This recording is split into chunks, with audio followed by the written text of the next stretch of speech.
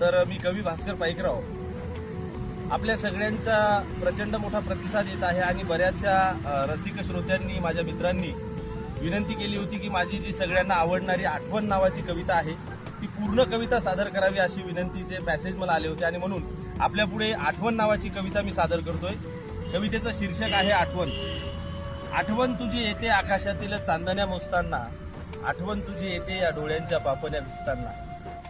मग एकांतात मी खूप रडतो, जणू काही आसवांचा पाऊस पडतो, सगळेच हसतात मला पाहून या पावसात ओले चिंब भिजताना। मग स्वतःलाच मी शोधतो आरशात प्रतिबिंब बघताना, आठवण तुझी येते आकाशातील चांदण्या मोजताना, आठवण तुझी येते या डोळ्यांच्या पापण्या भिजताना। न कळतच तू आलीस माझ्या जीवनात, मग एकाएकी आठवणी सोडून गेलीस माझ्या नयनात। न कळतच तू आलीस माझ्या जीवनात, मग एकाएकी आठवणी सोडून गेलीस माझ्या नयनात।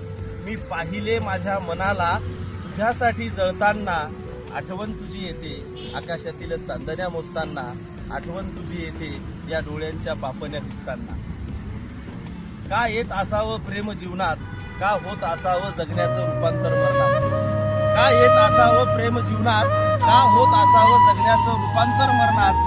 या सगळ्याच गोष्टी कळतात मग विरह वेदना सोसताना, आठवण तुझी येते आकाशातील चांदण्या मोजताना, आठवण तुझी येते या डोळ्यांच्या पापण्या भिजताना।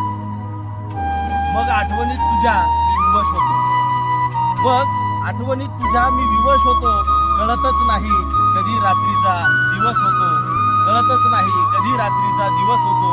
तू सदैव सुखी असावीस माझ्यापासून दूर असताना, आठवण तुझी येते आकाशातील चांदण्या मोजताना, आठवण तुझी येते या डोळ्यांच्या पापण्या भिजताना, आठवण तुझी येते या डोळ्यांच्या पापण्या भिजताना।